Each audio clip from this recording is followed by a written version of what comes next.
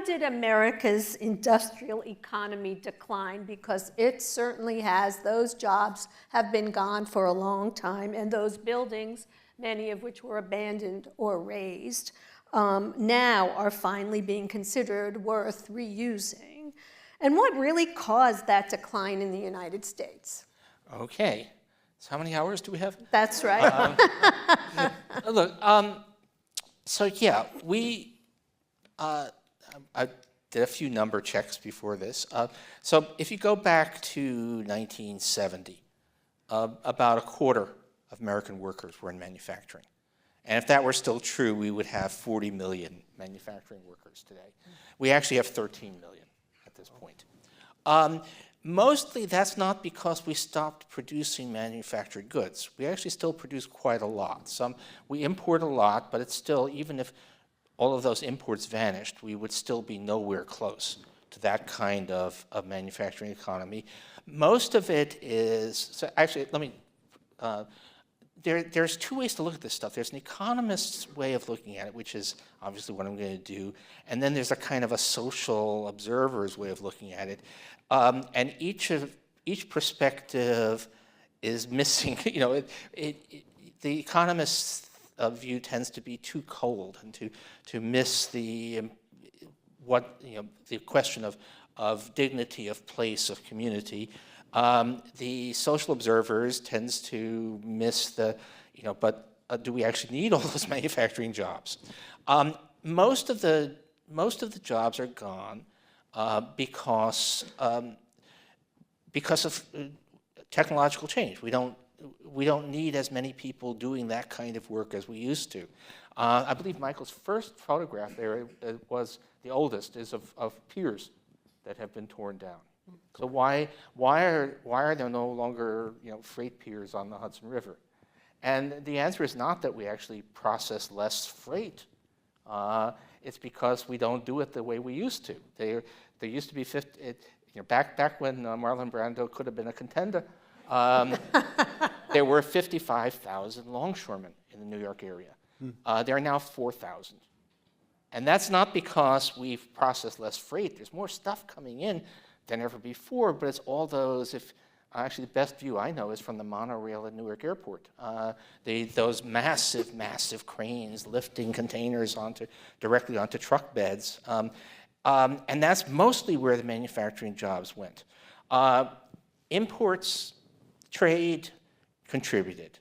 And if you're an economist, you say, okay, the China shock, we think the surge of Chinese imports between 2000 and 2010 seems to have displaced about 1.5 million manufacturing jobs.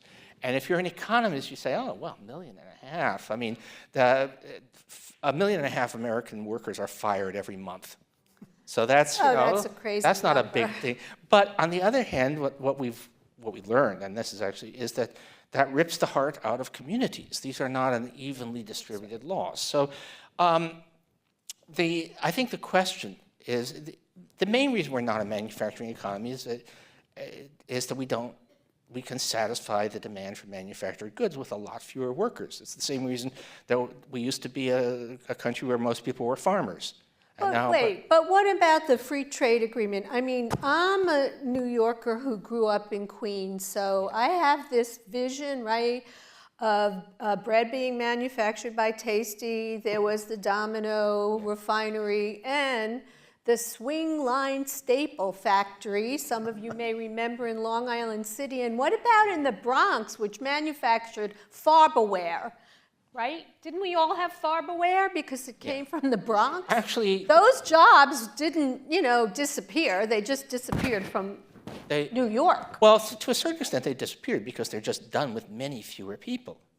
Automation, robots, and also actually New York deindustrialized a lot before much of the rest of the country, with the jobs at first not moving overseas but moving to South Carolina. Right. And it's also true that New York these days, it's a monoculture economy. Everything here basically feeds off Wall Street, and that drives up costs. And there's nothing necessarily, well, there is something wrong with Wall Street, but anyway, but you know, and it creates lots of other jobs. So most of us in this city work in things that ultimately are supported by the money made on Wall Street, but people are doctors and shopkeepers and all of that. But the question always here is, change happens. We couldn't freeze the economy as it was in 1890 when 60% of the workforce was farmers. We couldn't freeze the economy the way it was in 1970 when a quarter were manufacturing workers. But do we have to lose as much of the heritage? Do we have to lose as much of the community and as much of the physical structures as we do? And there's been a lot of atrocities there. And that's the way to think about it.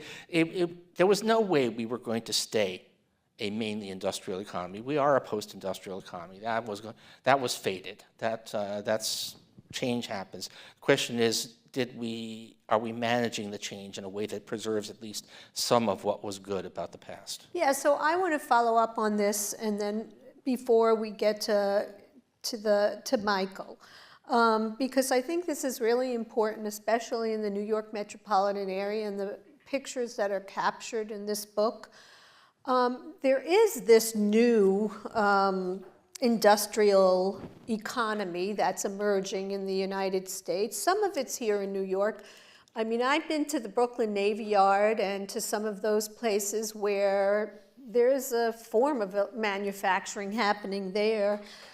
But I don't know if that's, boutique. Does that have anything to do with the broader trends of what we need in our economy? And what does this new industrial economy really look like?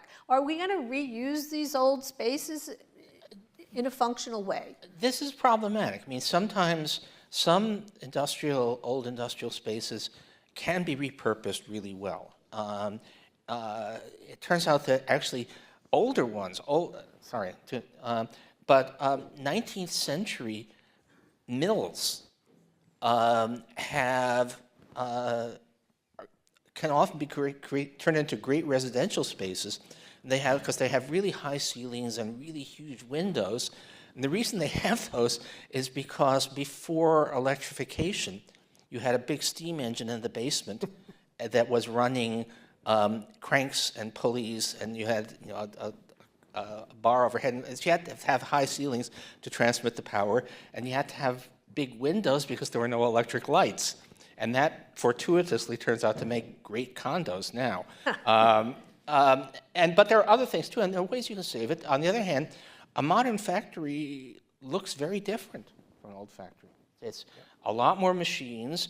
A lot of old factories were kind of vertical because that's what the technology demanded, and modern factories are sprawling with wide aisles, and New York City is not the greatest place to have that kind of factory. So some of it can be saved or it can be repurposed, and that's what you try to do where you can. And you try to avoid crimes like the destruction of Penn Station.